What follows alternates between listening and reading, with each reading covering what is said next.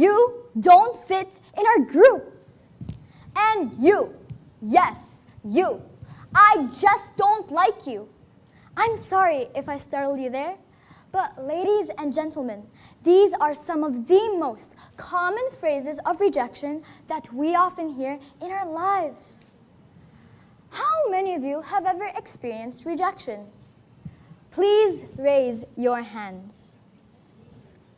Thank you. Well, you see, we've all went through rejection because rejection is a universal experience, meaning we've all went through it and gone through it. It is that painful feeling that sinks our hearts rock bottom. However, it is also a feeling that holds great power, that it can shape the very foundations of our future and of our lives. What first comes into mind when you hear the word rejection? Anxiety? Painful? Ouch. Anger? Oh, depression. Well, most people typically associate rejection with negativity, and I don't blame them. Rejection can do all of these things. However, what most people, including researchers, mainly forget is that rejection has its good side, just like everything else. Oh, I love rejection. Have any of you ever heard that? No one said that, right? Well, I'm sure that we all have our dreams and our goals.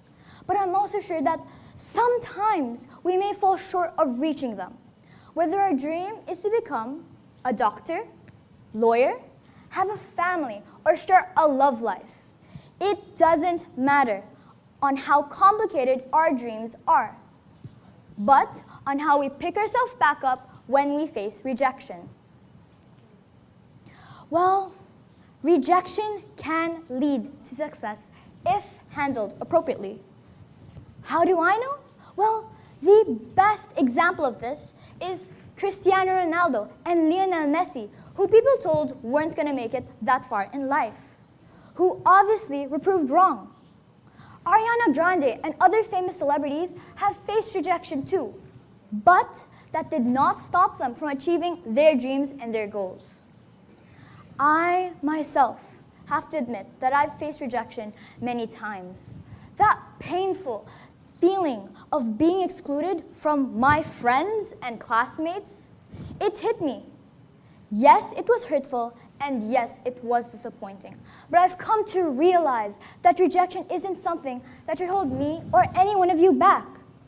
Instead, it allows me and helps me realize my self-worth and my self-growth. Yes, even if it hurts, I took a different approach. So as a person who has walked through these stormy seas of rejection, I stand before you all, not as a person who is beaten by it, but as a person who shows the potential transformative side of rejection.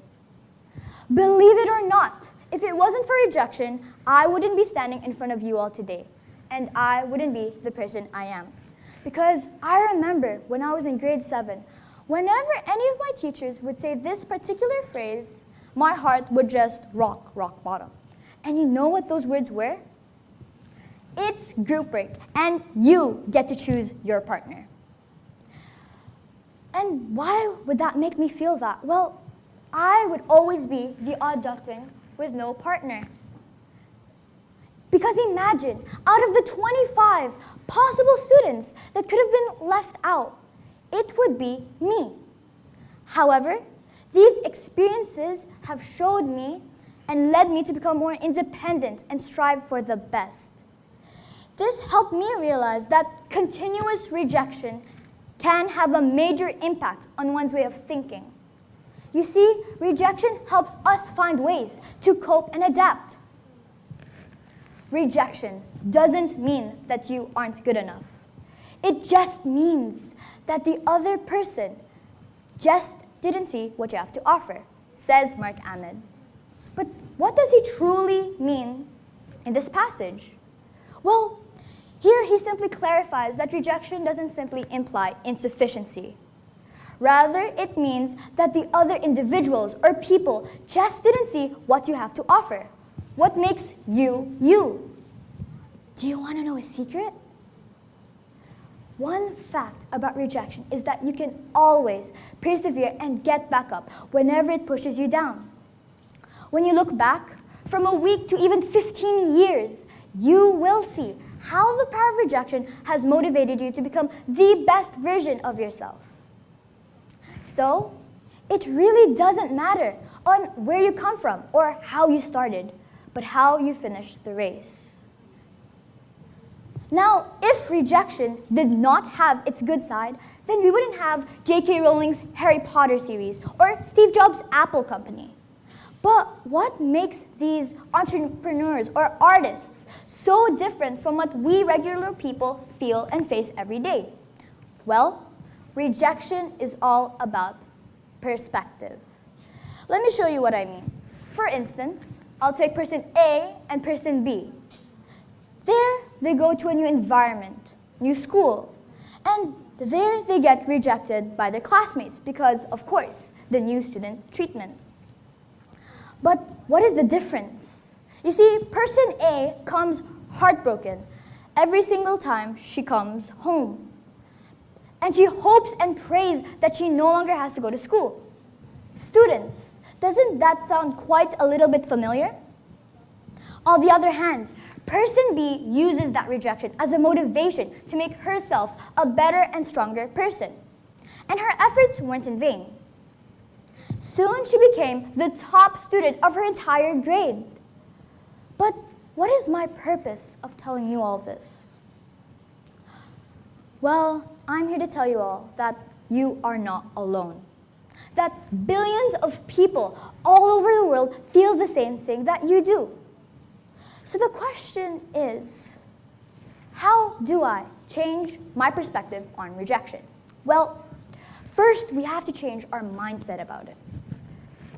First, think about rejection as a failed science experiment that didn't go quite as you've expected it to. But each time it fails, it brings you closer to the right solution or algorithm.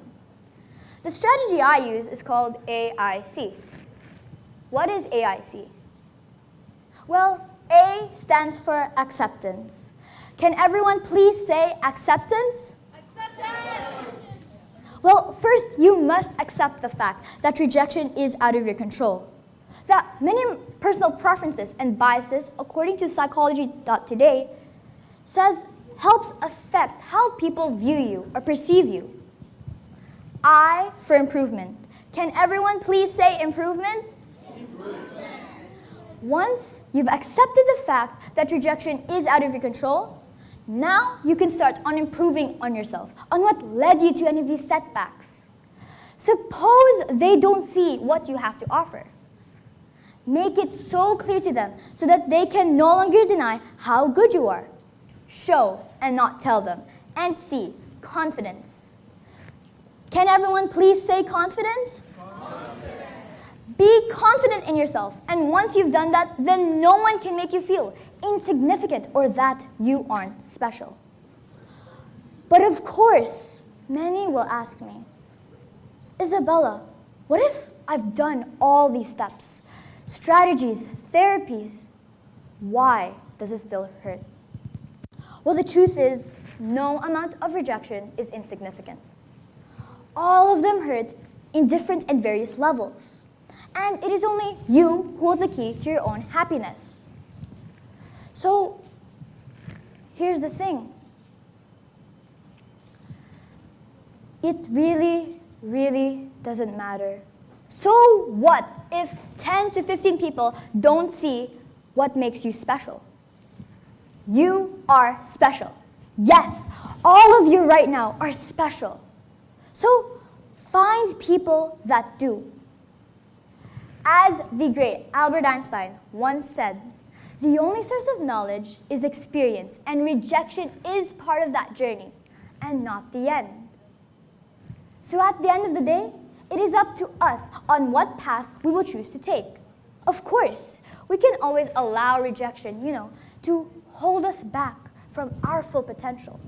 Or we can use it as an inspiration to make ourselves a better and stronger person, just like person B. So, a takeaway for this TED Talk, before you go to bed or as you sit in a car. When rejection comes knocking at your door the next time, will you view it as a chance for change or as a setback? The choice is yours. This is Izabela, Aniversario, signing off.